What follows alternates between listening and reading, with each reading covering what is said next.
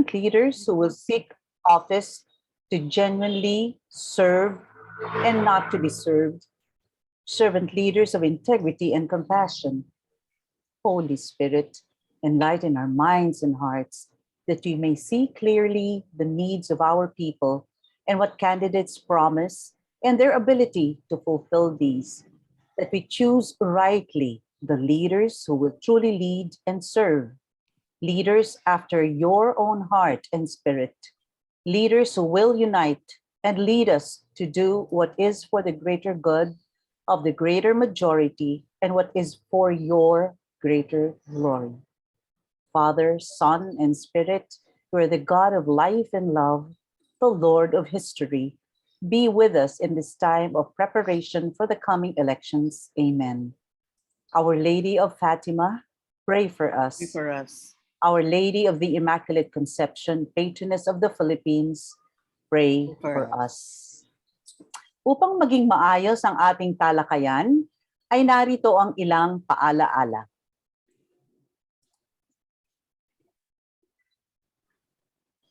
We will place everyone on mute once you are inside the session to avoid any distractions and other noises during the session. The moderator may request you to turn off your videos for internet stability purposes, especially while our guest is speaking or presenting. Please identify yourself. So put your name on your profile for us to recognize you.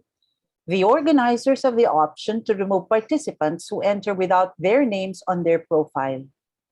Please remain respectful and professional in your posts and questions in the public chat box. You can also directly chat with anyone in the group. The moderator and co-moderator will read the relevant questions posted in the chat and refer this to our guest. Tapos pwede nyo rin pong ipakita ang feedback ninyo using the emojis in the reaction tab. This session is recorded and may be uploaded in the College 1980 FB page and the College 80 YouTube channel. Mamaya po ipopost natin yung link dyan. This is the more important thing. We are here to be open, to learn, and to share. The organizers, Ateneo College 1980, is not aligned with any political party or individual. We aim to provide opportunities for candidates fairly and respectfully.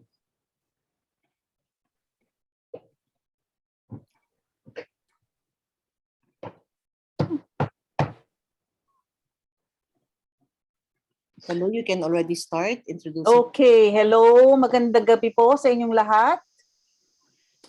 So, isang maganda at mapagpalang gabi sa inyong lahat. Ako po ay si Palu Abustan. Welcome to the third episode of ating Kilalanin Sila series.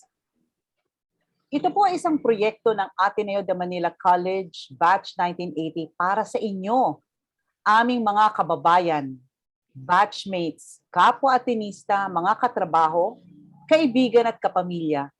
Ito ay upang makita nating lahat ang mga kumakandidato sa Senado ng malapitan at marinig ang kanilang plataporma dahil hindi sila nabibilang sa top 12.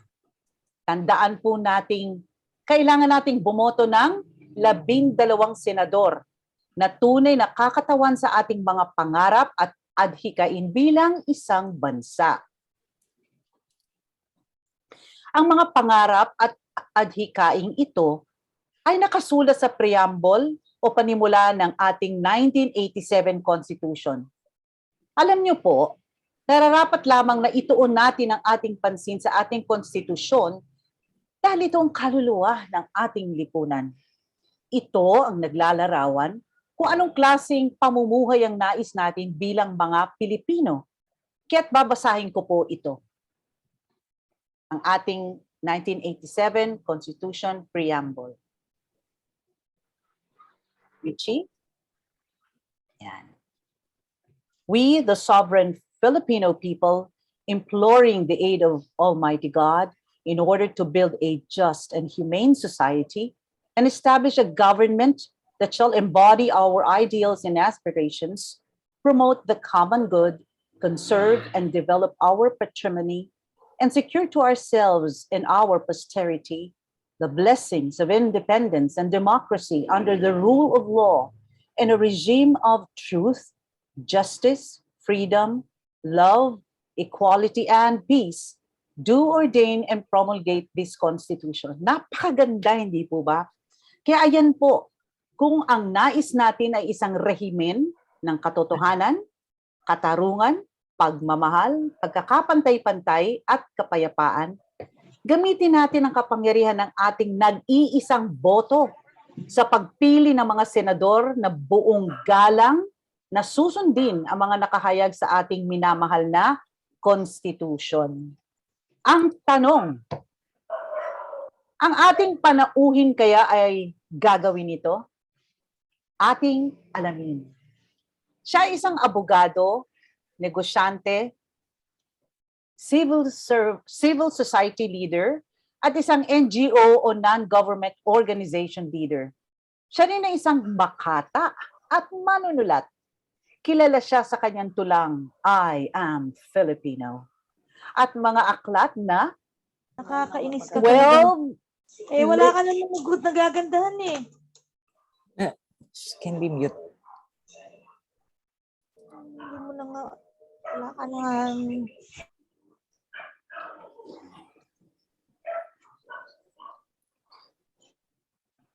12 little things every Filipino can do to help our country. 12 little things global Filipinos can do to help our motherland, and 500 years without love. Tumanggap siya ng full scholarship sa PMA o Philippine Military Academy at sa UP siya nagtapos sa kursong Political Science. Noong nagpasya siyang pumasok sa UP College of Law, ay matyaga niyang tinupad ang lahat ng mga requirements kahit pa siya ay isang working student. Presidente at lead convener siya ng Philippine Movement for Transformational Leadership o PMTL, isang koalisyon ng mga faith-based organizations nang layon ay humalal ng mga honest, competent at dedicated public servants. Heto na po siya, si Attorney Alex Lacson. Sir, welcome po. Maraming salamat, Palu, sa isang napakagandang pagpapakilala. Magandang gabi po sa inyong lahat. Good evening. Kumusta po kayo? Ako okay ako. Excited akong kausapin ka. Alex, napansin kong may kakaiba sa iyong biodata.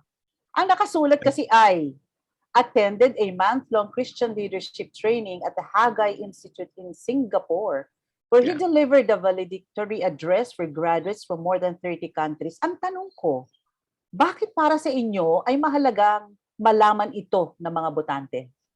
Oo, kasi it was a very good formation for leadership. Very good formation for leadership. Yeah. So ano ba in fact, that was one of the best that I have attended.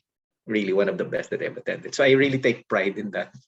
Anong natutunan nyo na pwede nyong dalhin bilang senador kung kayo magwawagi? Oo. Ano siya, it's really a leadership based on Christian principles. Mm-hmm. So you have professors coming from all over the world. And you also have classmates coming from all of the world sharing their experiences of leadership.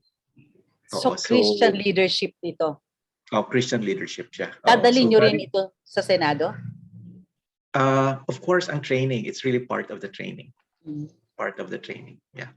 So, yeah, please go ahead. Nakasulat din kasi doon na sa grupo ninyo, lumikha kayo ng Gabay Kristo. Pakipaliwanag kung ano ito, kailan ito ginawa, at anong relevance nito sa isang eleksyon? Yung Gabay Kristo, produkto siya ng grupong PMTL, Filipino Movement for Transformational Leadership. Ang PMTL naman was produkto siya ng a collective discernment and leadership of various faith-based organizations coming from the Catholic community, from the Christian community, from the evangelicals, from Protestants communities in the country. So yung PMTL became actually the biggest coalition of faith-based communities coming from various communities, no, from Catholic, Evangelicals, and Protestants. So yung big organizations from the Catholic community, nandyan yan. No? And so ang desire namin noon in 2014 and 2015 was to come up with a uniform voter's guide instead na magkakaiba tayo. No? So we decided to come up with a uniform voter's guide na medyo scientific yung approach. And tapos may grado siya and based on specific issues and questions. Kasi kung tingnan nyo, ang voter's guide na parating natin ginagamit, maka-Diyos, makabayan, makatao, di ba, makakalikasan, we've been using that for decades, for so many years. But did it create the results that we want? So we have to ask ourselves kung effective ba yun, di ba? Or are they too general? Kasi someone that is claiming to be maka-Diyos siya, pero actually ang dami niyang kalokohan, pumapasa. Someone holding a Bible during a TV ad, pero actually has 35 mistresses. Akala mo, sabi mismo ng asawa niya, di ba? Okay. Sabi, so, and I'm talking about a senator, no, an old senator, na so yun, no, so ginamit niya na props yung Biblia, pero sabi na mismo ng asawa niya, yes, he had what 35 mistresses. Okay. So yun, no, so too generic yung yung maka-Diyos, I think, kabayan, including yung pag sinabi mong character, competence, conscience, they're too broad, no. So, and we've been using that for years and years, but hindi siya bigay ng resulta na gusto natin, di ba? So we got together itong leaders of various faith-based organizations from the Catholic, Evangelical, Protestant communities, and we decided na dapat isa lang ang voter's guide natin, tapos kailangan maganda siya, yung talaga makatulong. So may grados. So itong Gabay Cristo became our uniform standard voter's guide, composed of 20 specific questions categorized in 4 specific categories. So nandun yung meron pa ring character, meron pa ring experience, di ba? Meron pa ring leadership, nandoon yung na yun. But So, 20 specific questions siya. Papalaganapin ninyo ito ngayong eleksyon. At siguro naman, sir, mataas ang Yeah, grado we've nyo been pag using ginamit. Pag ginamit We've namin been yung using- sa inyo, mataas ang grado nyo doon. Hindi ko alam, kayo yung maging grado nun. Hindi ko alam yun. Based on our perception, kaya kailangan kilalanin namin kayo, lalo na platform nyo. Yeah, hindi ko alam yun. Pero nasa sa inyo kasi kayo magagrado sa akin. So, saan ba makikita yan? Para magamit naman ng ating mga madlang people, no? Yung mga botante. Oo. I don't know kung right now it's updated. Naka-upload siya sa tawag dito, yung PMT. I don't know kung the PMTL is, kasi for a while, yung People's Choice Movement, they decided to, People's Choice Movement was also an offshoot of the PMTL. No? Kasi yung members of the PMTL, most of these are non-partisan, and some of them are even churches from the evangelical side. So hindi talaga sila pwedeng magkampanya, sumuporta openly sa mga candidates. So we had to create another vehicle na pwedeng maging partisan, at ito yung naging People's Choice Movement. So People's Choice Movement is pushing for that. So we have used that actually in the 2016 and 2019 elections. Sige, sir. So right now, People's Choice Movement is part of the Isang Bayan. But I see. Our chairman passed away recently due to COVID, si Ricky Xavier. Oh. Yeah.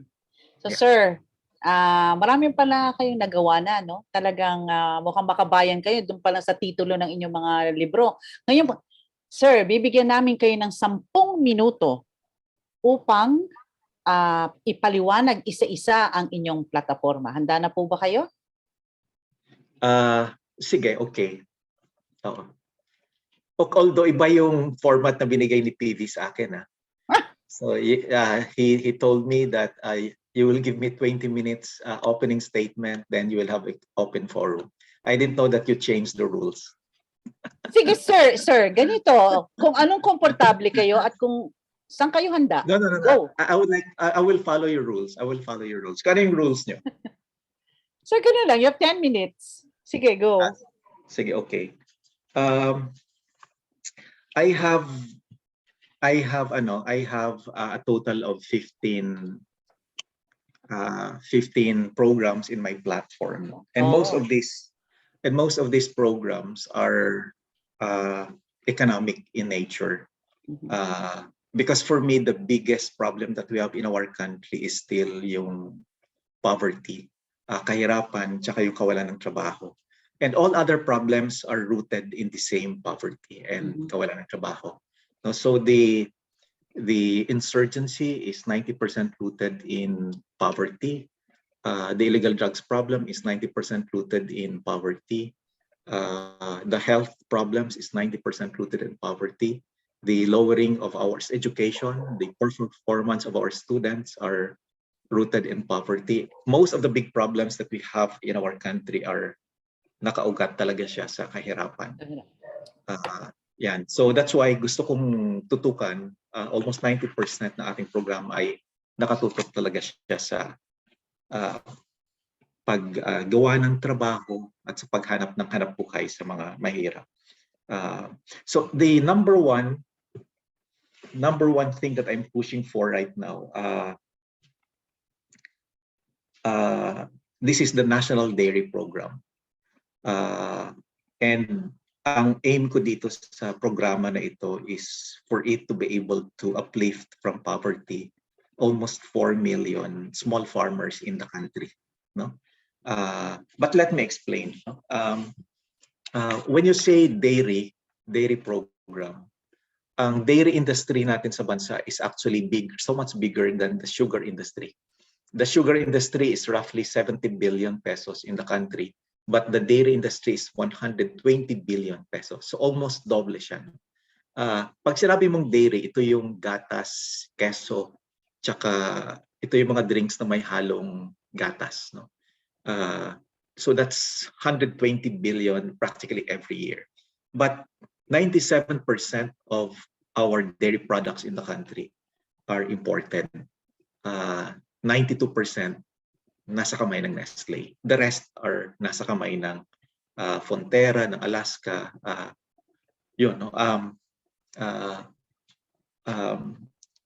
Paano ito makakatulong, itong dairy, sa mahirap nating itong almost 4 million small farmers? According to DAR, we have around actually 3.4 million small farmers in the country na ang classified sila as ARBs or Agrarian Reform Beneficiaries. No? On the average, ang monthly income nila is mga 4,200. On the average, ang kanilang sinasaka is mga 2 hectares. Paano makakatulong? Kung bibigyan mo lang itong bawat isa na small farmer ng 3 baka o 3 karabaw na gagamitin mo sa dairy, nagagatasan, no? Ang income nila from 4,200 a month, pwede siyang umakyat to 8,000 to 12,000 to 15,000 a month. No? Dahil dinagdagan mo lang siya ng 3 baka na ginagatasan o 3 karabaw na ginagatasan, ang monthly income ng isang maliit na magsasaka, yung ARB na yon, which is Agrarian Reform Beneficiary, akyat siya from 4,000 to 8,000 to 8,000 to 15,000. As early as 10 years ago, we were ready with this program. Because in 2010, when I was offered by President Noynoy Aquino a position in his administration, when I turned it down, ito yung hiningi ko ng programa sa kanya. I asked him if he could help me build this National Dairy Program at tinulungan niya ako. No? So, sumama yung kapatid niya, si DLD at si Dodo D. No? We formed a technical committee. Pinatawag namin yung president ng National Dairy Authority at yung president ng Philippine Carabao Center, and we formed a technical committee, and in 6 months we were able to come up with this National Dairy Program. Hindi lang nasuportahan ito ng Secretary of Agriculture at the time.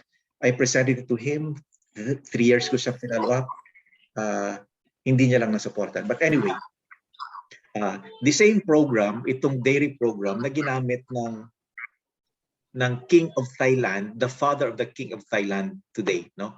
Na ginamit niya to uplift almost 15 million to 20 million poor Thais during his time, no? So it was done in Thailand.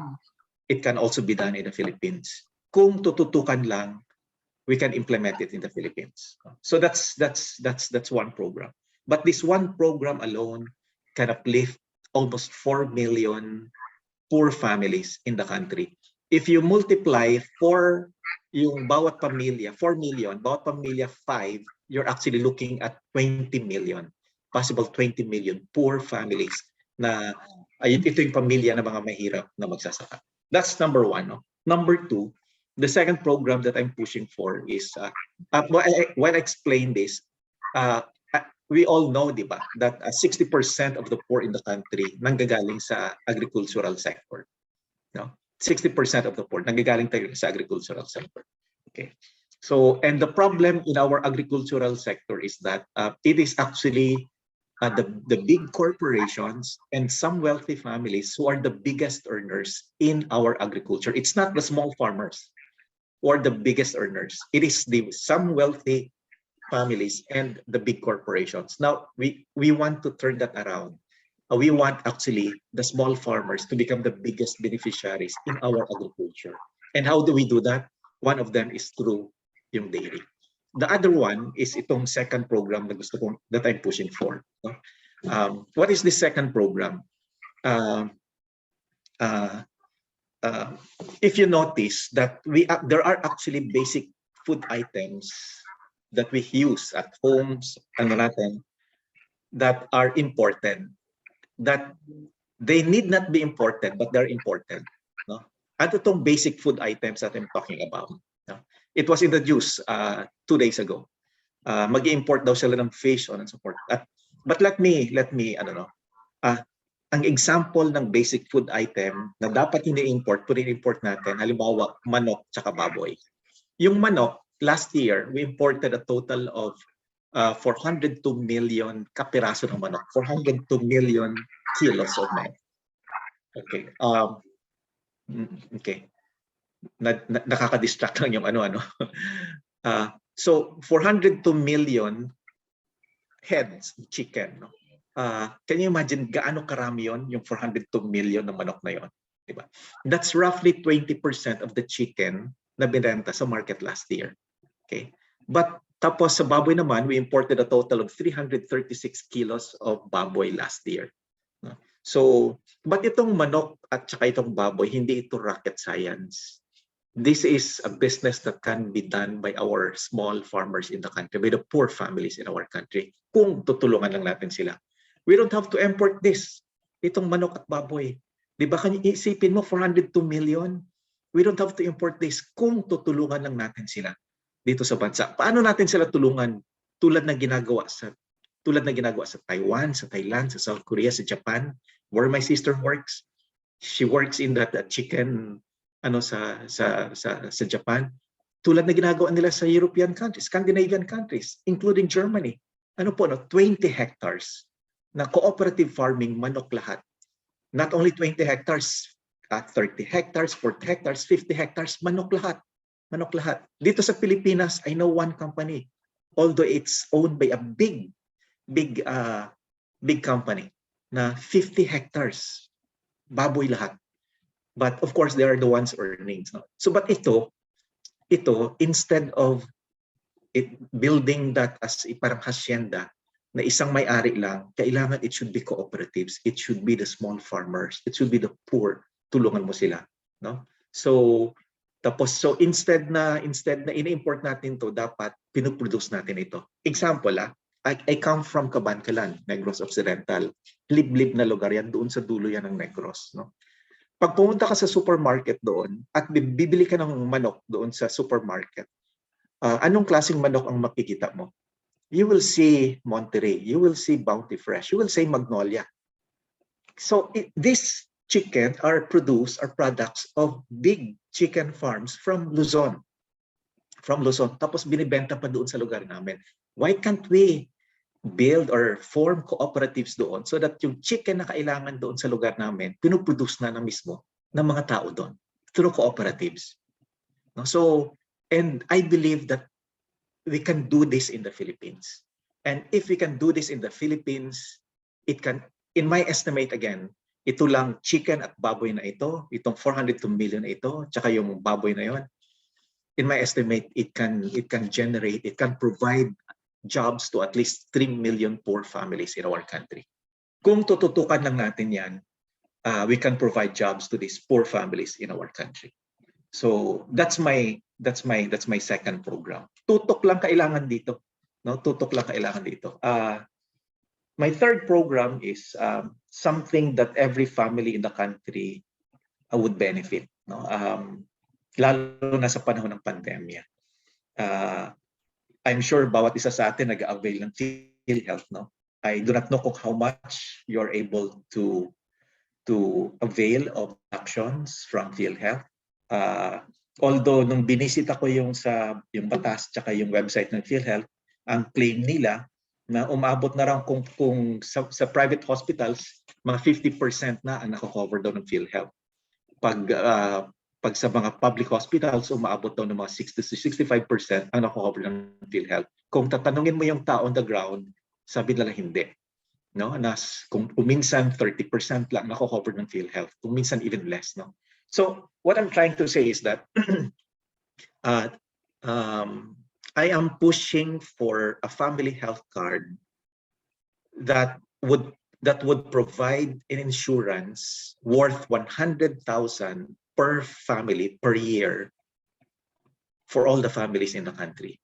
Para yung hindi mako-cover ng PhilHealth, pwede nilang gamitin ito. Pag may nagkasakit sa isang pamilya nila, tatay, pwede nilang kunin dito. Pag nagkasakit sa nanay, pwede nilang kunin dito. Pag nagkasakit yung isang pwede nilang kunin dito. No, sa PhilHealth. Hanggang sa maubos yung 100,000 under that insurance card in 1 year. Okay. My sister who works in Japan, sabi niya, pag nagkasakit siya doon, almost 90% is covered, shouldered ng gobyerno. No? My brother who works in Canada, ganun din. Ganun din. Almost 90% ng gastusin nila sagot ng health insurance coverage nila. Government. No? So dito sa atin, there was a research that came out last September by Forrester Consulting. At sabi sa research na yon, 80 million Filipinos today nabubuhay lang sa utang. Marami sa kanila buhay na buhay sa baon na baon sa utang. So that's why pag may nagkasakit sa kanila, hindi nila alam kung saan nila kukunin yung pera, pambayad sa ospital, pambili ng gamot.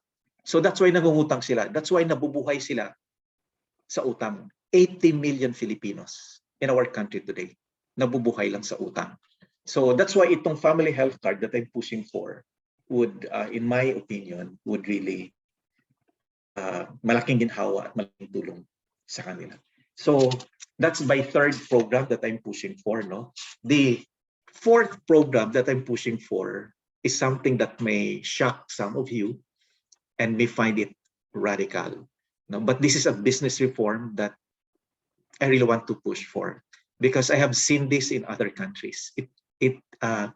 Nangyayari ito sa ibang bansa. No? In some countries, pumunta ka halimbawa sa Europe, sa Scandinavian, Nordic countries, there are countries that are owned by 80% owned by cooperatives, 70% owned by cooperatives. No? So what I'm proposing here in my fourth program is this: franchise reform law. Di ba pag nag-franchise ka, ang franchise halimbawa ng McDonald's, ng Jollibee, ng Max Chicken or Chowking, pag nag-franchise sa probinsya, usually sino ang nagiging may-ari? Usually ang nagiging may-ari, if not the family of the congressman, it is the family of the mayor or the family of one wealthy family. Sila yung may pera kasi para bumili ng franchise. Since mayaman na sila, bibigyan mo pa sila ng franchise na say Jollibee, McDonald's, lalo lang sila yaman. No? So there is no spreading of prosperity. No? There is no spreading of prosperity. Kasi mayaman na sila, dagdag mo pa negosyo ng franchise, lalo silang yaman. Under this franchise reform law, my aim is to spread prosperity. Para hindi lang yung one family ang yayaman, but may damay din yung iba. No? So my proposal, and this franchise reform law, na pag naipasa ito, pag grant ng isang franchise, the ownership would be 50%, sige, by one wealthy family. It can be the family of congressman or the family of one wealthy businessman. And the 50% will be owned by the cooperative of the workers' families. And maybe an additional of 100 poor families in the area where it will be located. So yun. So it's an ownership restructuring. It's going to be a socialized enterprise. 50% will be owned by one wealthy family, but the 50% will be owned by a cooperative of the workers' families and some poor families in the area where it will be located.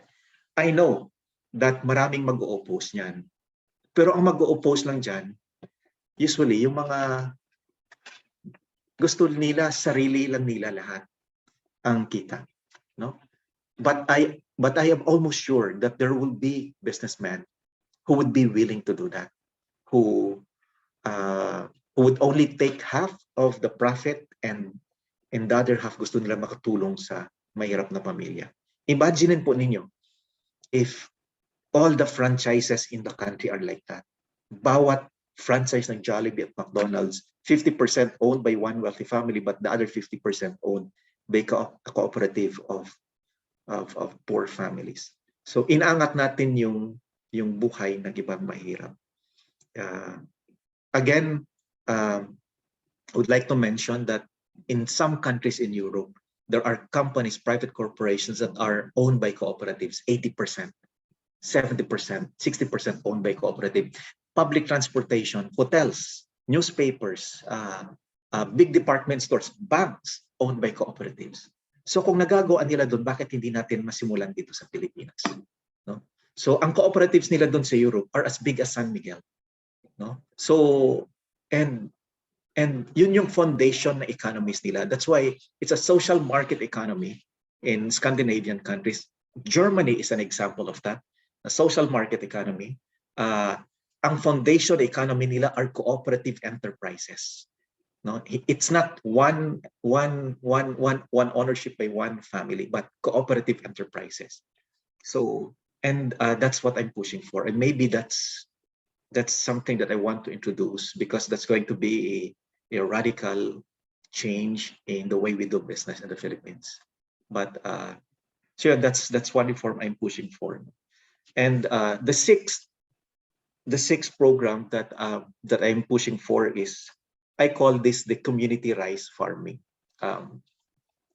Yung rice self-sufficiency sa ating bansa, there was a time that 98% ang rice self-sufficiency natin.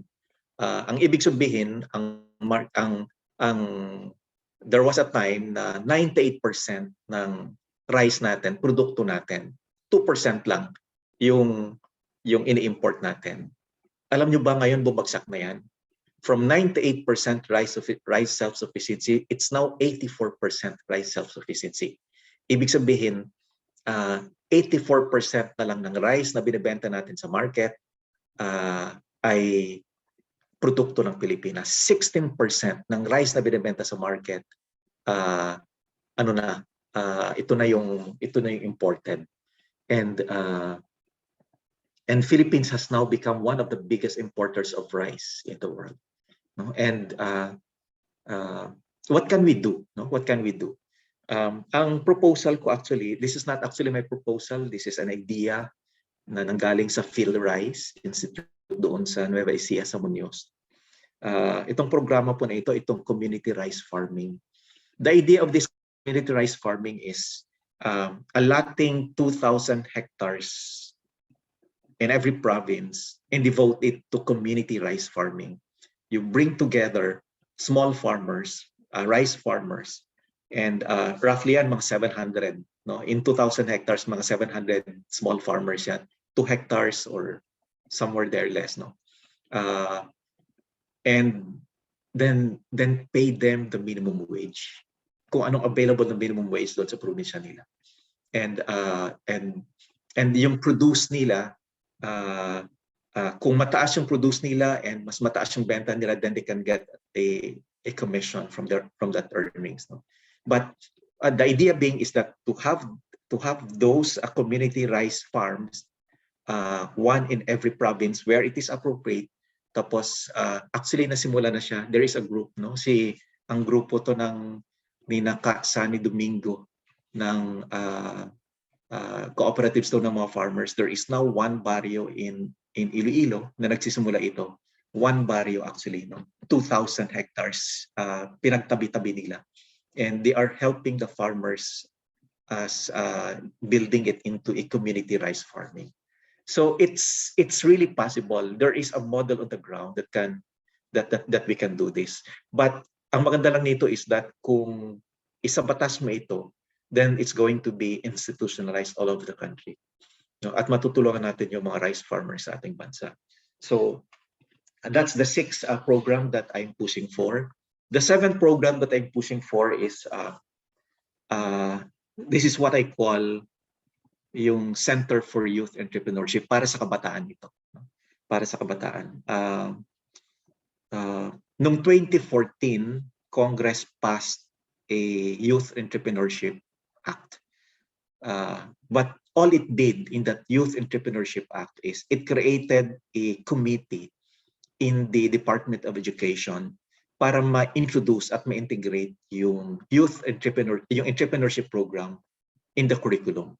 But that's all it did, no? Para ma-integrate yung entrepreneurship program doon sa curriculum natin.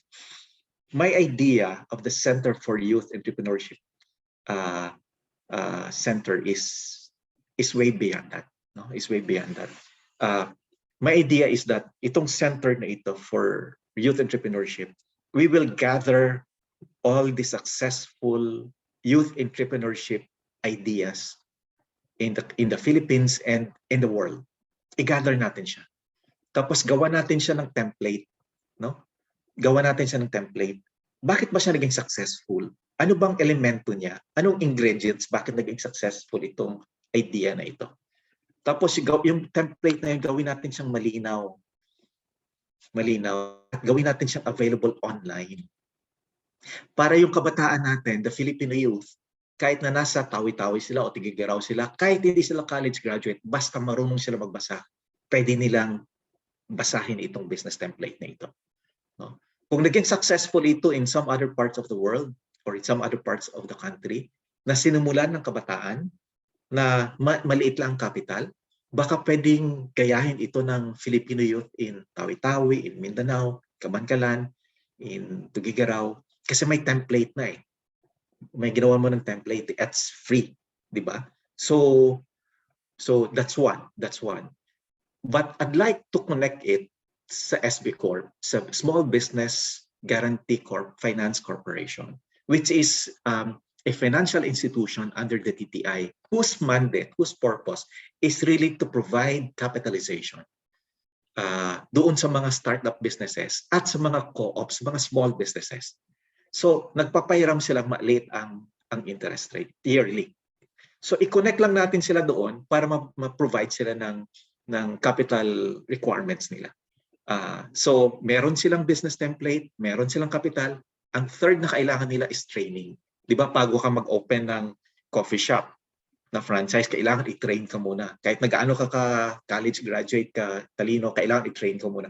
Ganon din. So kailangan we must be able to provide the training also to the youth para pag nagsimula sila ng business nila, the training is available for them. So itong Center for Youth Entrepreneurship that I envision is going to be a one-stop shop center that can really help our youth, graduate ka man o hindi sa kolehiyo, basta marunong kang magbasa at may business sense ka, you can learn from this. Matutulungan ka niya.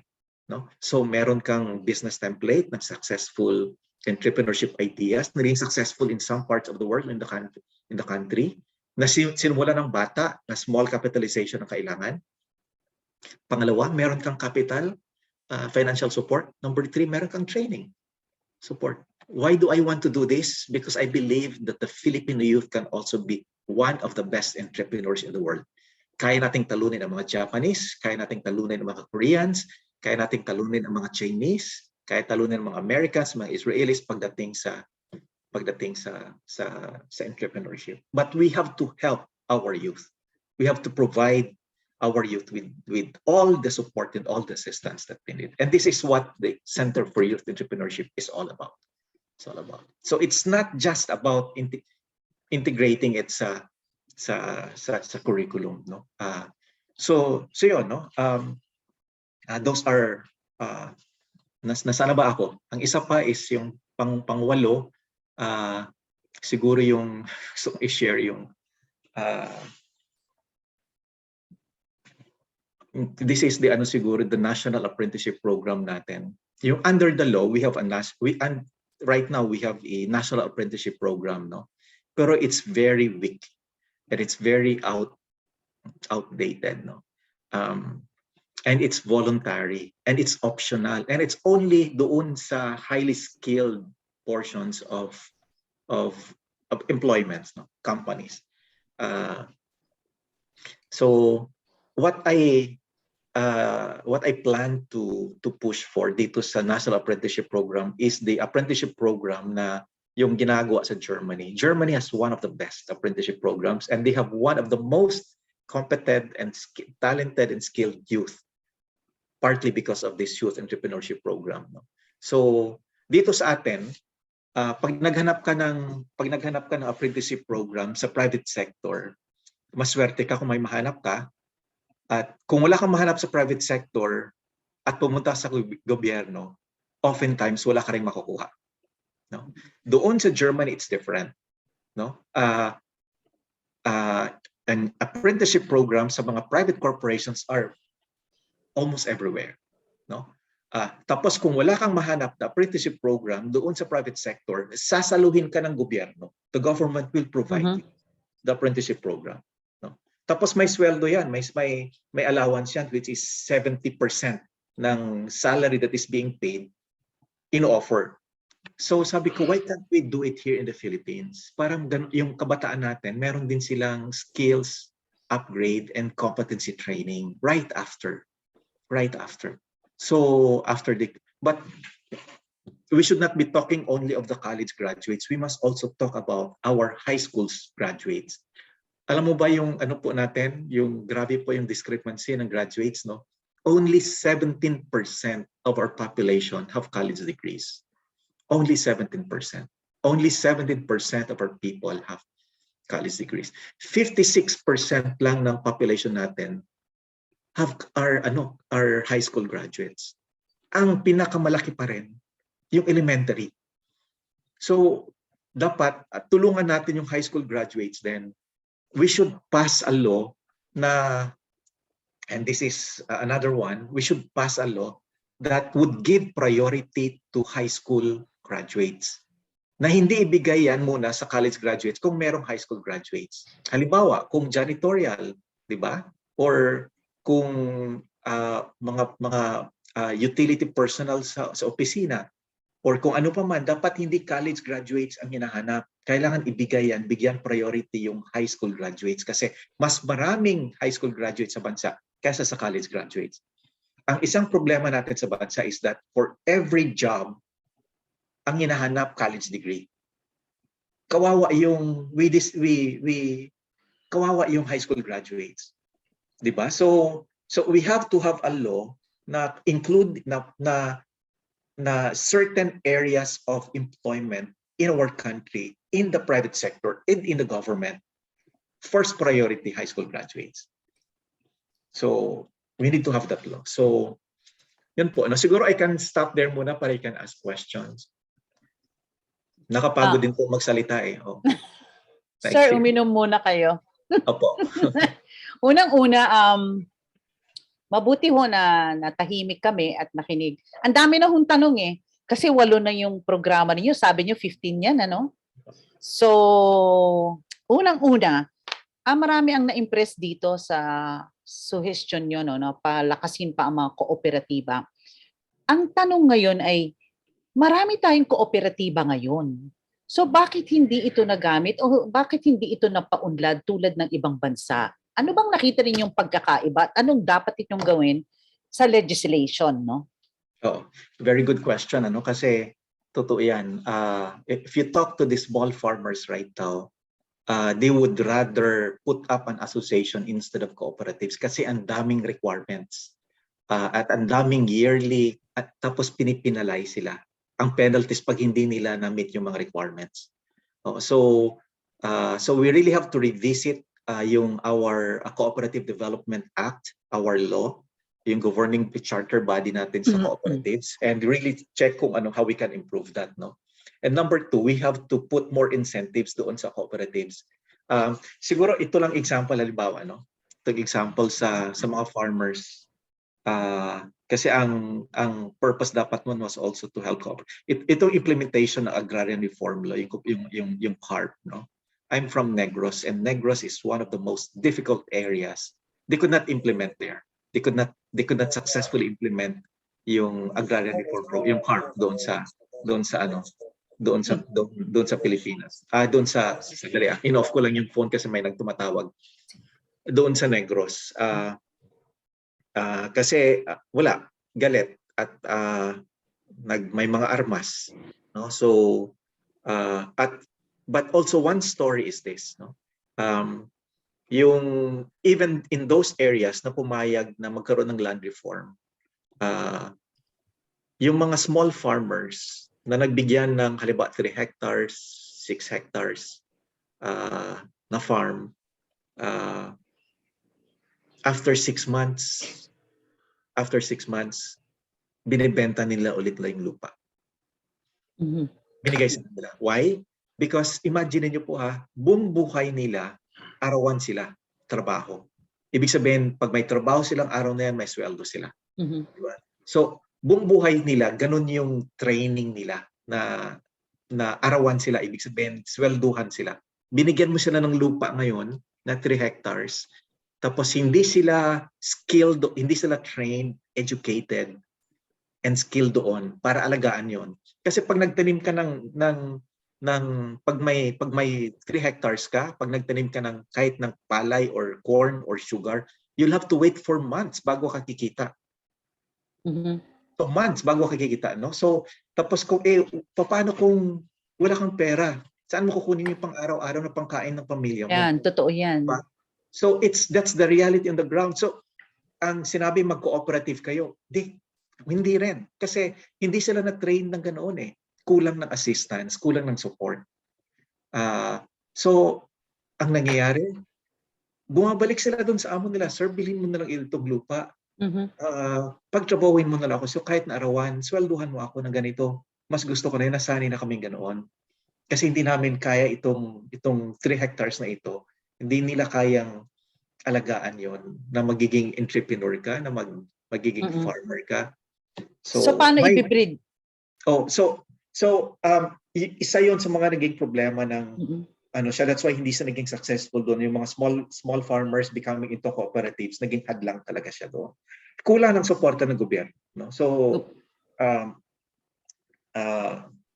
it's a long tedious process, but kailangan po nating upuan yan and kailangan talagang hanapan ng solusyon. So, sir, tanong ko lang, kung uupo kayo ngayon doon sa Senado, ano ang ipapasa niyong batas para masolusyonan yung problemang yan? Una po, yung gap na yan. Itong cooperatives na ito,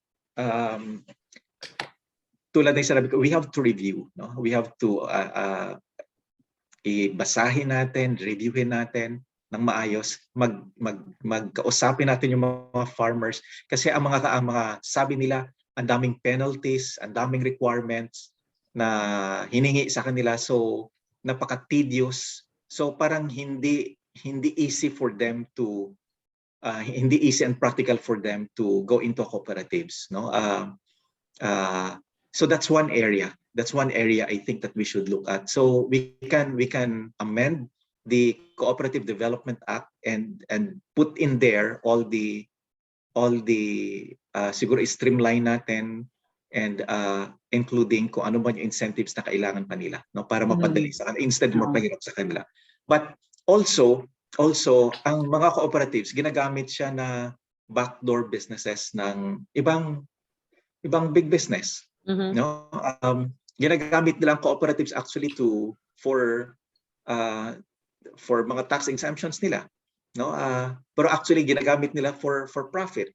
So again, this is more of oversight. Kailangan nating ma-monitor ito para hindi siya ma-abuse at hindi siya magamit for profit, because the intention of that is really to help the small and marginalized sectors of our agricultural sector. Sir, sa lahat ng mga, sorry po, sa lahat po ng mga binanggit ninyong programa, alin po ang pinaka-doable dito? Actually, all of them doable siya. Doable. Doable itong dairy, yung National Dairy Program.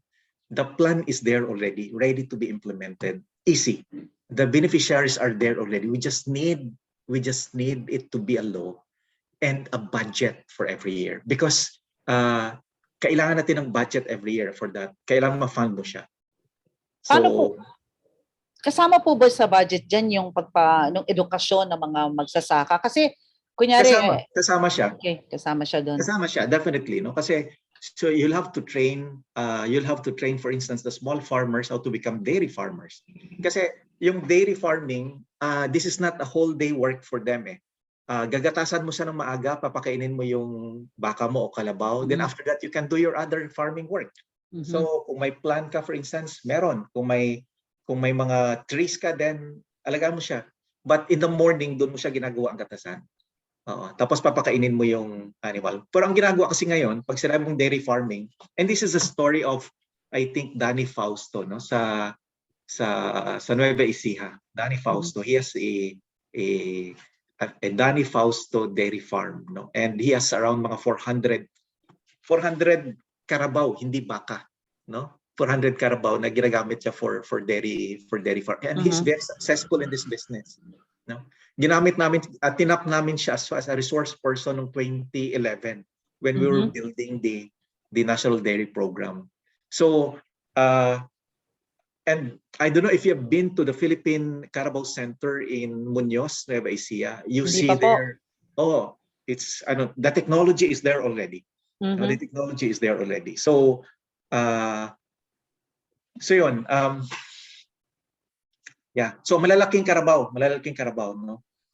One of the problems lang sa dairy natin is that nag-i-import ang government ng mga baka na for dairy, pero ang karamihan sa kanila pupunta sa mga politicians. So sila, at ginagamit nila ito na parang they build their dairy farm na parang hacienda. Na alam mo yung hacienda, yung 1,000 hectares but only owned by one family. Ganon din. So you have 1,000 dairy animals but owned only by one family instead of cooperatives. The business model should be cooperatives. Small farmers owning. So karamihan po nang isinusulong ninyo, no, talagang kooperatiba para talagang ma-involve ang mga tao at kumalat talaga ang sinasabi niyong kasaganaan, no? Two things. One is that 60% of the poor in the country are in the agriculture. If we really want to radically change our economy, we have to radically change our agriculture. No? So that's number one. No? Sir, ano lang?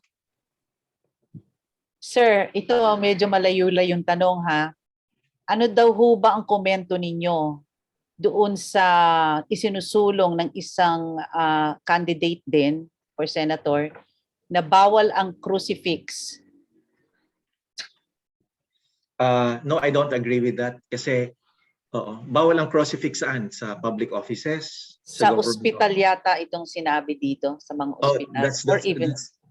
I think that's even wrong. That's even wrong because in the hospitals where people are suffering from illness and some maybe even at point of dying, and I think they should be given, di ba? Parang pag lalo na silang malapit sa kamatayan, with more reason that we should shepherd them to God, no? So that's my opinion. That's my opinion. Ano rin po, And, but there are always people there who are maybe by iba yung religion nila, so they're pushing for that. They're pushing for that. So and we have to be kung paano basahin yon. Basahin yung sitwasyon na yun. okay. Ano rin po ang opinion ninyo sa SOGI bill? So, ako I am for gender equality, and I am also for equal treatment for everyone regardless of gender or sex orientation. But I also don't want to create a reverse discrimination na ipipinalize natin yung ibang tao who don't believe in it. So yun, kasi kung yung batas halimbawa is right now yung SOGI bill, impending SOGI bill, Yes. if you read it closely, it is penalizing certain people who don't believe in it. And I think tanggalin lang natin yung penalties. We promote the education and everything, and until such time that it becomes part of our norm in society. I am for respect of everyone. Yes. No? I am for, but it's also wrong if we just suddenly ram it down the throat of everyone with penalty. Penalty. Do you favor continuing the 4-piece program? Yeah, I am in favor of that, but we have to be, I think, yung implementation lang, we have to see to it that the beneficiaries are real beneficiaries. But at the same time, we have to ensure that pag sinabing halimbawa na ito pupunta para sa mga kabataan, to ensure that the kids are really sent to school. So kailangan monitored properly yun, that the kids are really sent to school. That the money are spent wisely, period. That's the lang. Proper monitoring lang of the implementation. We see to it that they are really. Tapos kung merong nagvo-violate, kailangan po talagang, yun, we should not give them the Diba? Kung ginagamit lang halimbawa sa sugal, so hindi lang blind distribution of cash, hindi lang po. No? Kasi mayroong conditions may mga requirements kaya nga binibigayan Diba? Kung hindi nila nami-meet yung requirements na yon, kailangan i-deny sila that family should be denied. So it's in the implementation, but the principle is good. Principle is good. Sir Alex, 7 o'clock na po. So ang tanong ko, okay lang po bang mag-extend? O meron po ba kayong appointment? Sige po, okay po. Okay po. So, okay daw. So, tuloy po ang ating mga katanungan. Ako may tanong sa inyo, sir. Yung sa Center for Youth Entrepreneurs, sabi nyo anong bansa ito na napapatupad at napakahusay na ang implementasyon? Yung youth entrepreneurship? Yes. No, wala ba yan? Wala akong mention na bansa. Oo. Wala akong mention na bansa. What I said is that we have to parang likumin natin, we gather all the successful entrepreneurship programs sa iba't ibang bansa, including sa Pilipinas.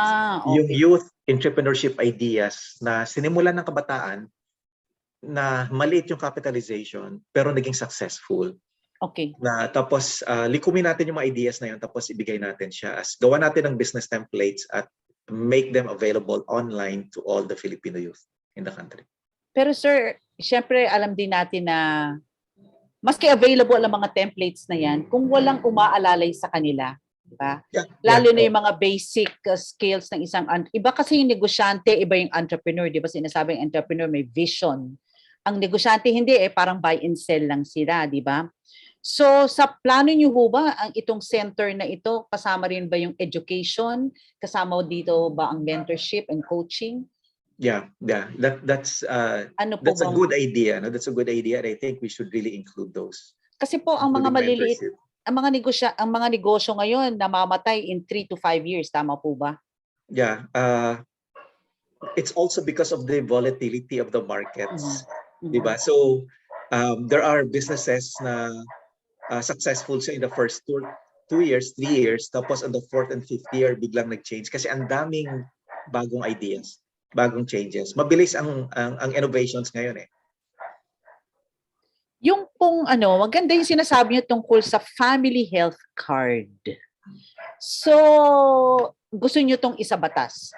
At Gusto ko lahat sa ng batas yan. pamilya, bawat pamilya na Yeah. Pilipino ay meron. Ilan ho bang pamilya ang meron tayo sa There are Pilipinas? 22 million families in the Philippines. So bawat pamilya meron at 100,000 per family. So, No? ano lang yan, premiums lang babayaran ng government yan, not the 100,000 is the premium. Premiums, yes. Premiums. Oo. Na ang coverage ay 100,000. Yeah. Okay. Kaya po ba to? Kaya po yan. Alam niyo ba na yung budget ng Philippines in 2010, 12 years ago, was only 1.6 trillion. How much is our budget today? 5.2 trillion. The government has money. And do you know that according to Deputy Ombudsman Cyril Ramos in 2019, we lost around 770 billion pesos due to corruption.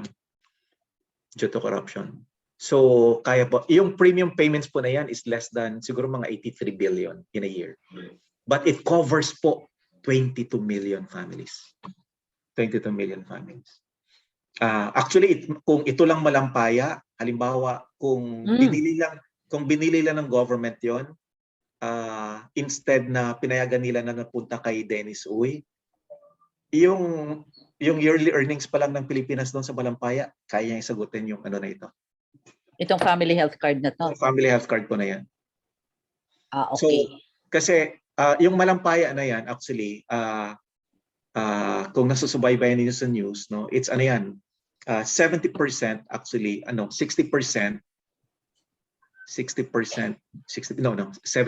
by the government. Tapos merong 30% doon. Ito yung contractor's portion, no? So automatic na 70% of the ng revenues ng Malampaya, automatic ang 70% na pupunta sa gobyerno every month. Pero merong 30% po doon. Ito yung contractor's portion of the contract. At dito may 45% ang Shell at dito may 45% ang Chevron. Ang specs, yung Shell exploration. No? So so itong sa contractor's portion, which is only 30% of the entire, no?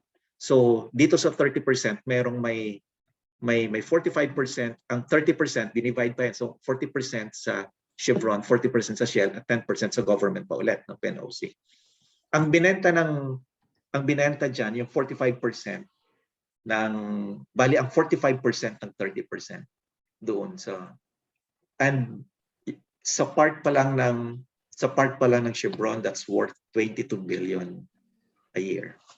Yung part pa ng specs, that's another 22 billion a year. So indagdag mo yung niya, and this is only 30% of the entire. So meron pang 70% yung government. So it's sobra-sobra. Kung itong Malampaya lang to cover all these things. So, sir, saan nakikita nyo ba yung mga programa ninyo? Pag na-legislate nyo yan, na isa batas, lahat yan may pondo? Kasi nakita nyo kung saan makukuha dahil talaga? Yeah. So, hindi totoong Alam po, hindi kaya? Hindi po totoo na hindi kaya. Hindi po totoo na hindi kaya. Imagine niyo po yung natin, ang budget ng national government natin in 2010 was only 1.6 trillion. And yet, under Pinoy, the Philippines during the time of Pinoy, for the first time ever in the history of the Philippines, nagkaroon pa ng surplus ang gobyerno natin. Nagpahiram tayo ng 1 billion to World Bank para ipahiram ito ng World Bank to poor countries. So it was the very first administration na ever since during administration of Pinoy na nagkaroon ng surplus ang gobyerno natin ng 1 billion. Pinahiram natin ito sa World Bank and World Bank lent it to the poor countries. So it's not true po na we have so much money, but it's a question, where do we put the money? How do we use it? Okay, sir, isang tanong. Okay, Pao, siguro Sige. Miss Abusan, siguro I just would like to mention this at the same, since we're in this context. Sige po. Do you know that our Congress right now, yung House, when Alan Cayetano was the Speaker of the House, he had 27 deputy speakers. And right now, si Lord Alan Velasco has 32 deputy speakers. 32 deputy speakers, no? Each one, sabi ng, has around 750 million pesos na budget every year. 750 million budget every year. Do not quote me on that. Quote the columnist na si Bu Chanko kasi sinulat niya yan sa article niya. Sabi niya, sana pupunta itong 750 million pesos na budget ng bawat isa na deputy speaker. And who is auditing them? Because COA has hindi na audit ng COA yan. Do you think na audit ng COA yan? Hindi.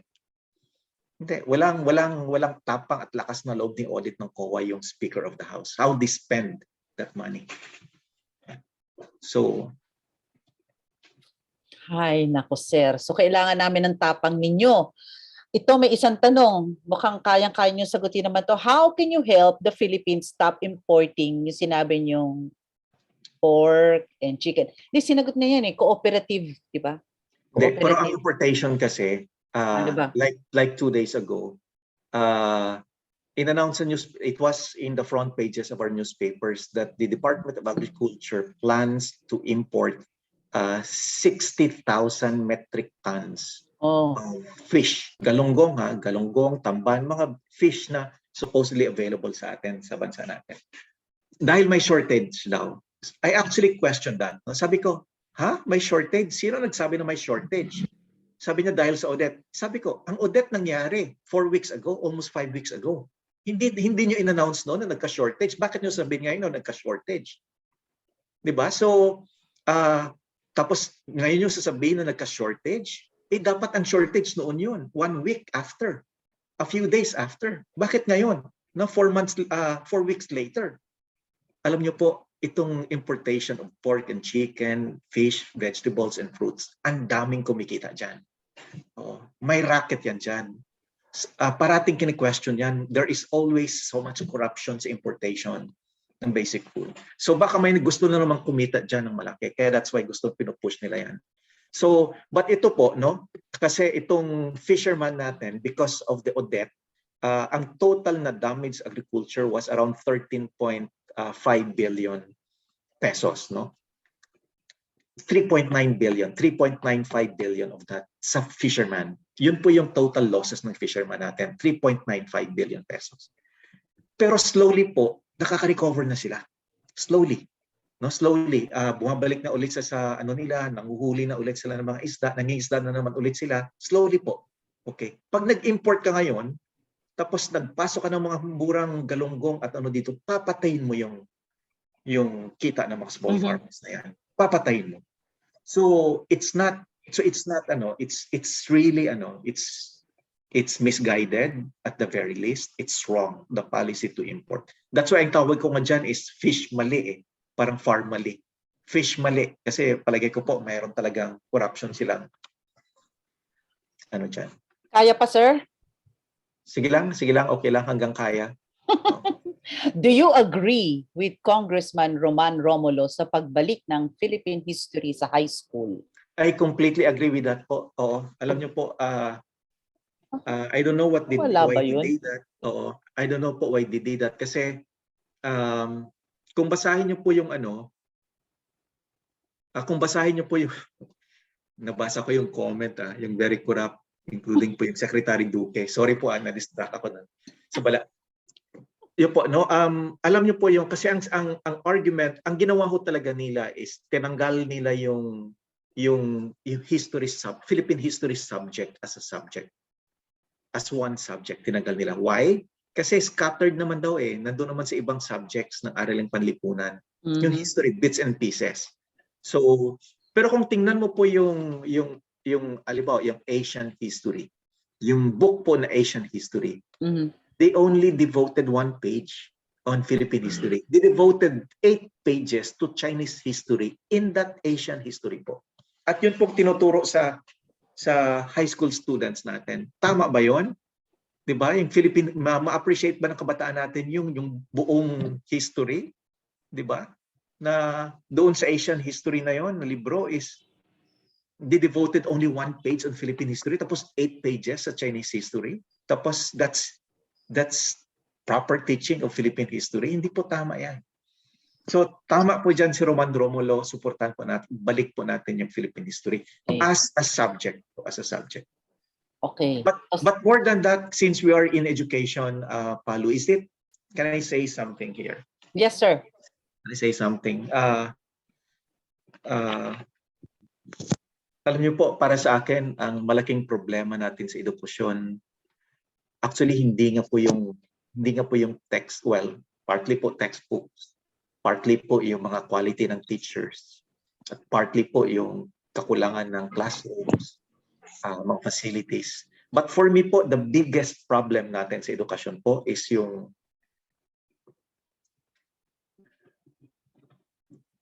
we are not able to really teach our youth how to work together as a team. We're not able to teach our youth how we can really treat one another bilang kapatid. No? So, example po, no? I don't know how to say it, but example po. Why is it, for instance, that Japan is so much better, is more successful than us in raising children who work together and who sacrifice for their country? Why is it, for instance, that Germany is more successful than us in raising children who work together and sacrifice for the country?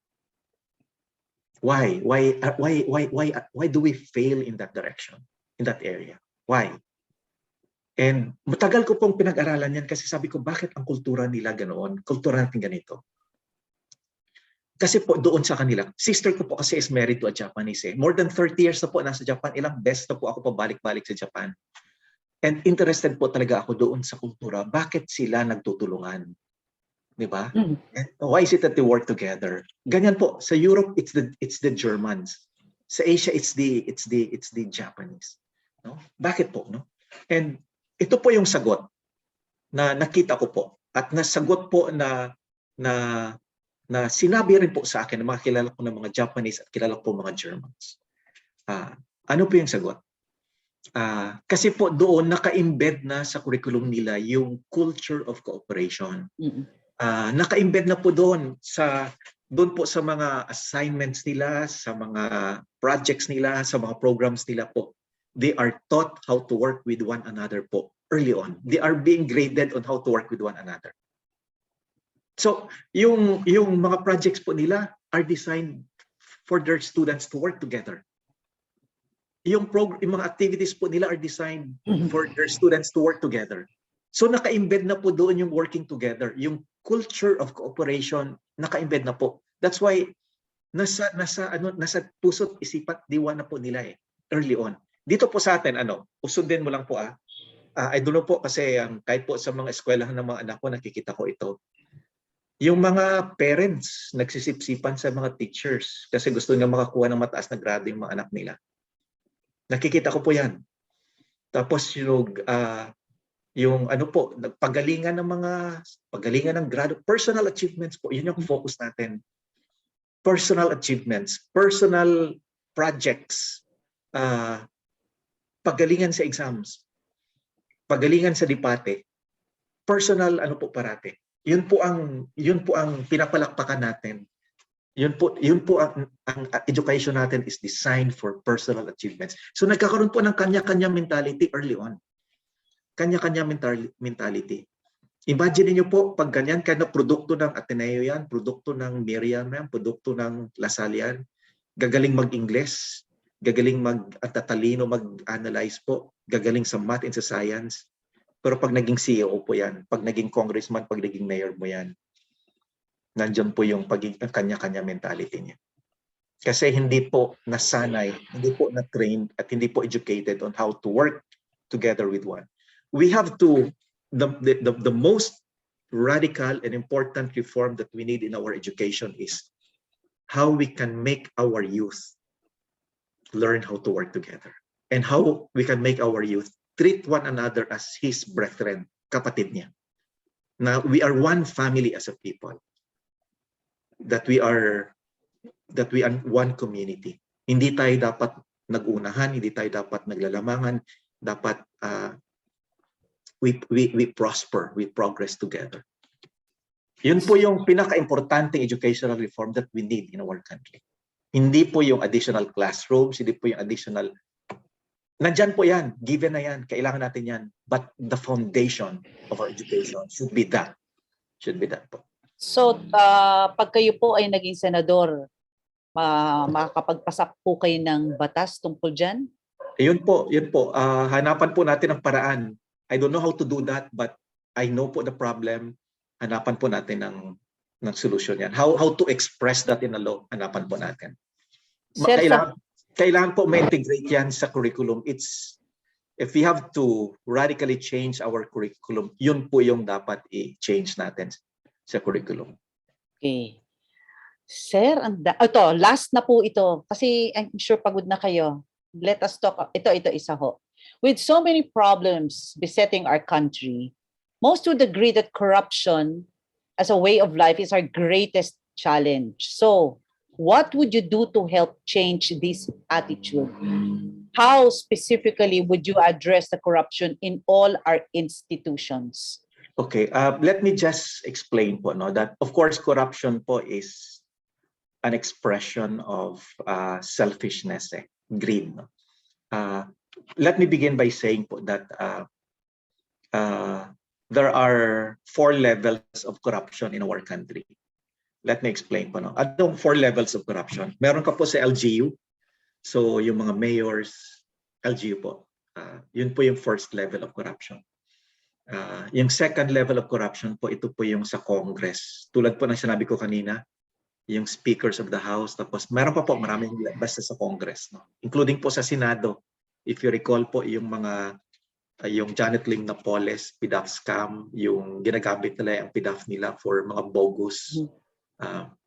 Tapos yun po yung second level. No? Ang third level of corruption po, ito po yung sa departments. Department of Education, mga government agencies po, AFP, nandyan po sa departments. No? The fourth level, ito pong pinakamatindi, is nasa Office of the President. Ano po itong Office of the President? Nung panahon po ni Pinoy, si Pinoy only had what? 800 million, 900 million, maximum of 1 billion na budget for Office of the President. Kasama na po yung Intelligence Fund tsaka Confidential Fund. Kasama na po yun. 1 billion. 1 billion. And itong 1 billion po, itong budget of the Office of the President, hindi po yan subject to audit. Hindi po yan subject to audit. Okay. Ito pong panahon ni Duterte, umabot po sa 4.8 billion ang budget niya sa Office of the President. Saan po napupunta yun? Who's auditing him? Ino-audit ba siya ng COA? Of course not. Wala pong tapang at lakas ng loob ng COA ni audit ng President. So saan napupunta yung 4.8 billion na yun? Ano po sa palagay ninyo? Taon-taon po. Last year, 4.5. Before that, 4.2 billion. Saan po napupunta? And sa Office of the President po lang po yan. Ha? Wala pa yung iba pa po. Nung panahon ni Erap, di ba yung from wedding, from araw-araw daw, may dinadala doon. So, ito po yung 4 levels of corruption. But how to stop corruption po, I will try to answer you yung sa agencies. At yung may experience po sa bilang sa good governance work. There are actually 7 steps on how to stop corruption sa agency. Yun po yung experience namin. Agency po. No? Pag sinabi mong agency, aliba sa National Government Agency, NGA. So, how to stop corruption? 7 steps po yan. First is appoint the right person with the right qualifications as the head of the agency. So, that's number 1. But that's only number 1 po. And usually po, doon tumitigil na yung president. Akala niya, pag nag-appoint siya ng isang matinong tao doon as head of the agency, akala yun na. Example po, yung sa PhilHealth, in-appoint niya si retired General Ricardo Morales. Kilala ko po yan personally. Bemedaled Army General, matinong tao po. Kilala ko po personally. No? Pero nung naging naging president ng CEO po siya ng PhilHealth. Pinaikot po siya ng sindikato doon. At siya pa pong lumabas na parang masama. Kasi magaling ho siya na tao, matino siya, pero hindi niya alam yung ano doon sa loob, napapaikot ho siya ng sindikato doon. Kasi tumigil lang siya doon. There are other steps on how to stop corruption. So the first one is to appoint the right person with the right qualifications as head of agency. What's the second? Create a multi-sector advisory board for that person. Multi-sector advisory board po, ito yung advisory council mo. Composed of experts coming from various fields in that industry. So you get an expert from the academe, get an expert from the professionals, get an expert from the media on that, get an experts po coming from various sectors in that various fields in that industry. At sila ngayon po magiging katuwang mo in reforming the agency. Okay. So meron ka na pong advisory board, no? So ikaw yung new head, may advisory board. What's the third step? The third step is conduct an agency-wide audit, independent audit, para malaman mo talaga kung saan yung may loopholes, kung saan po yung mali. No? So, meron ka ng results ngayon ng independent audit. So, alam mo na po kung saan po yung may problema, di ba? Kung yung mga areas po, ano kailang problema po.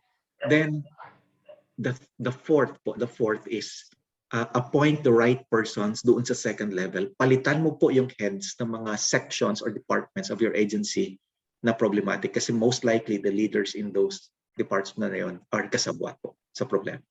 Part of the problem. So, na-identify mo na dahil nagkatanda ka ng audit. Ayan. Tapos, pang fifth, no? Yes. Then, you introduce po the procedural, including the legal reforms, kasi based on the audit results. Implement mo na ngayon. Na-implement mo na siya. But in addition to that po, yung pang-sixth po, create an anti-corruption team within the agency. But do not announce the members. But announce it that you have an anti-corruption team who will be around there, who will become your ears and eyes. Pag nalaman po ng mga tao yan, they would hesitate in continuing their corrupt practices kasi alam nila na may nakatingin at may nakikinig sa kanila at hindi mo alam. So it's anti-corruption team within the agency. Okay? Tapos ang pinakalas po doon, number 7 is of course shorten po yung prosecution as much as possible, finish it within the year. That could lead to the arrest and to the imprisonment of the person charged. Meron pong pang-8 na introduce dyan si Lee Kuan Yew at ginagawa ko ng China in a very extreme way. Ano pong pang-8 yan? Shame campaign. So, ibig sabihin, kung sino man yung chinarge, ang ginawa po ni Lee Kuan Yew noon during his early years in the 1960s, ginawa po niyan. Lahat po ng na-charge ng corruption, pinahiyaan niya talaga. Pinahiyaan niya. And there was a story, no? And this story was, I think, this is a story of his health secretary, si Devon Hare, no? Ito si Devon Hare po na ano niyo po, kababata niya po ito, kapartido niya. And the very first day that he was kasama niya all throughout, na-charge po ito for corruption of around $300,000. Hindi po ma-account ni Devon Hare na po 'yon. Indian, pero Singaporean citizen. Pinahiya po ni Lee Kuan Yew. Wherever Lee Kuan Yew went, he would always cite him and shame him. So nung nakita po ng ibang public officials that if Lee Kuan Yew can do that to one of his closest friends, he can do that to all of us. Natakot po sila. So that's what. Pero ginawa ni Lee Kuan Yew yun. Ano pong ginagawa ng China ngayon? In an extreme way, pinapatay po sa China. Ayun naman po natin yun. Binibitay po nila yung mga those convicted of corruption charges dun po sa China. So yun po yung 8th aspect. But I just would like to say that if we really want to implement, to cleanse an agency of corruption po, 7 steps po yung kailangan implement natin based on the experiences of other countries, Hong Kong and Singapore specifically po. But that's only applicable po sa agency. As I mentioned po, there are 4 levels of corruption in the country. The LGUs, Congress na hindi po ino-audit, no? And the Senate. Tapos departments, yung agencies po, at yung Office of the President. Hindi na po masasaklaw ng yung 7 steps of corruption kanina mention. Okay. Thank you, sir. 7:29 na po. Ang sarap naman palang pakinggan kayo ngayon. Para lang maliwanagan uli ang lahat at para matandaan nila, pwede pong mabilis lang sabihin niyo uli yung 8 sinabi ninyong programa para matandaan nila what you stand for. Oo. Sige po, hindi po kayo nag-notes. Hindi. Ay, nag-notes po ako, kaya lang. Gusto Okay. niyo ako na? No, di bali, okay po. Ibalik po. Sige po, okay. Sige po. Number 1, National Dairy Program. Kaya pong ihawon sa kahirapan yung 4 million maliliit na magsaka with this program po and their families. So we're looking at 20 million po Filipinos na kaya pong ihawon sa kahirapan.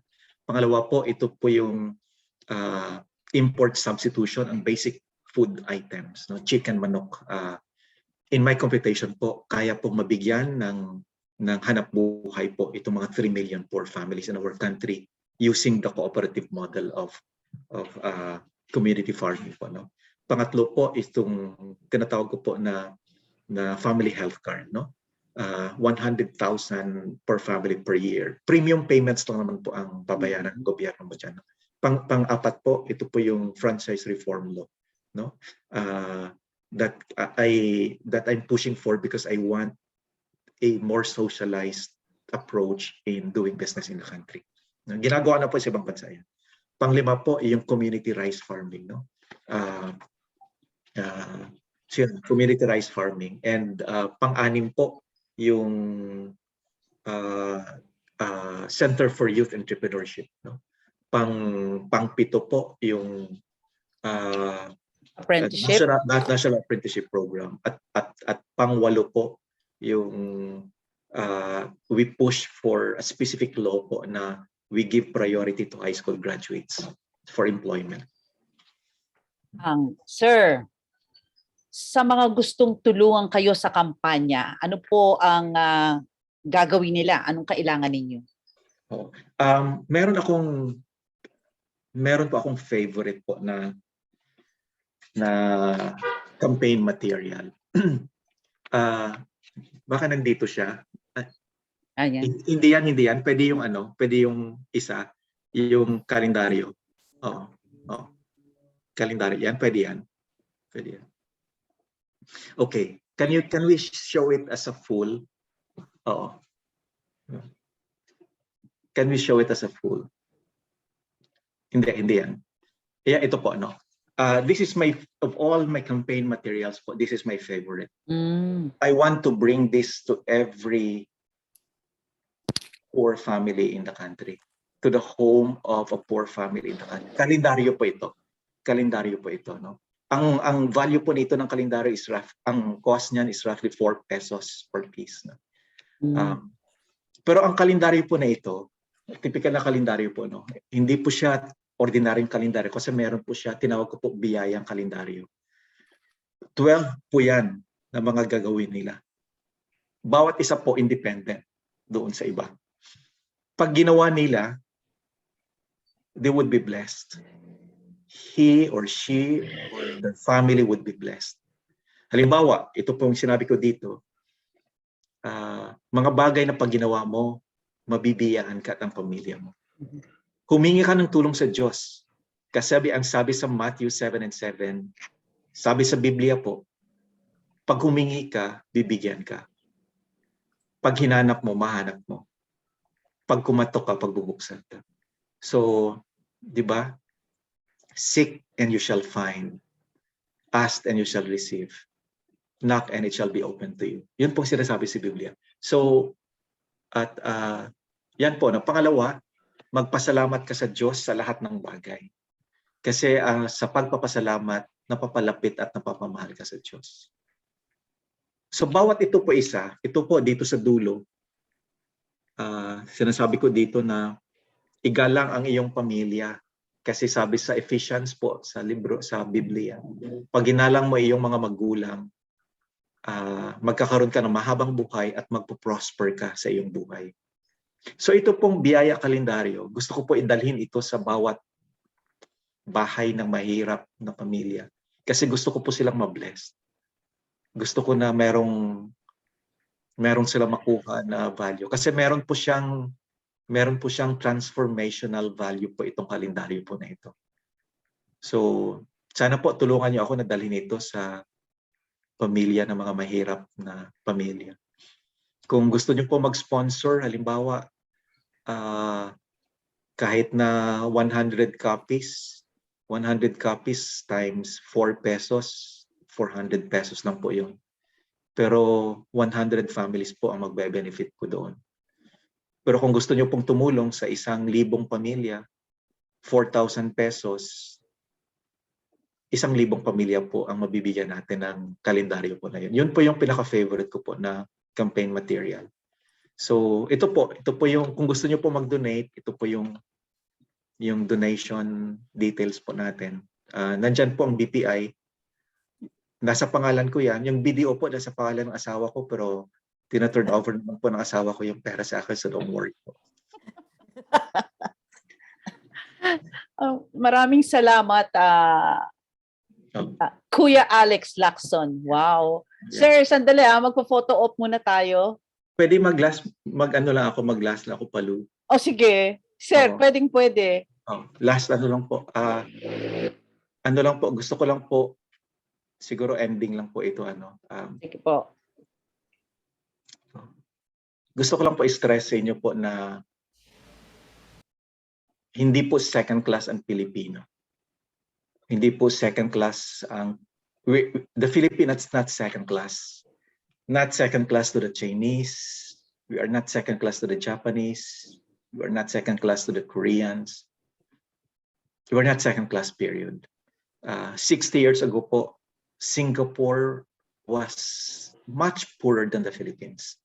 60 years ago, South Korea was a backward and much poorer than the Philippines, including China po. Pero tingnan niyo po sila ngayon kung nasaan na sila. Samantala po yung Pilipinas, kinakawawa. Yung mga Pilipino, kinakawawa po sa ibang bansa. Ang baba-baba ng tingin nila sa atin. Ako po naniniwala talaga ako, hindi po tayo second class. Kaya po natin, kaya po ng Pilipinas. Ipaglaban lang po natin. Gawin lang po natin lahat. We still have 4 months to fight po. If you can only devote these 4 months to really fight for good government, for mabuting gobyerno po, for tapat na gobyerno. 4 months lang po. Give this 4 months your best fight. Paglaban po natin. Panalo po natin si VP Lenny, panalo natin si Senator Kiko. Isama nyo na rin po kami. Pero 4 months lang po, talagang ibigay po natin todo-todo lahat. Kaya po ng Pilipino, kaya po ng Pilipinas kung ipaglalaban lang po natin ng lubos-lubusan. Yun lang po. Maraming salamat po. Thank you. Maraming salamat po. Sir, pwede na kayong ngumiti. Okay, salamat po. Michi, ready ka na? Yes, can Sorry. you have everybody Unmute, put please. their unmute? You can unmute yourselves and pwede ba And tayo mag-video on so we can have a Off. photo op for everyone? Yes, oo. Gusto ko lang po sabihin, paglaban natin politika ng tunay na pagbabago. Yes, maraming salamat, Attorney Lacson. Kuya Alex. Kuya Alex. Yan. We can actually use your slides also. Can we also include? We can include it in our Yes. when we upload your video. Apa. Yan. Thank you po. Thank you so much, Michi. Yes, Salamat, good. Salamat Yeah. marami. Maraming salamat po ulit. Salamat din po. Salamat po sa inyo. Good night. We will Good be night sending po. you the links to the recorded session. Thanks, Mir. Yung isang staff ninyo, we will provide you with a copy of the session. Maraming salamat po. Salamat Thank po. you. Thank you. Thank you. Thank you. Thank you. Salamat po. More power. God bless. Thank you. Yeah, Thank you good po. luck. Thank you. Good luck. Salamat po. Thank you po. Thank God you. bless. TV, thank you. Let's end with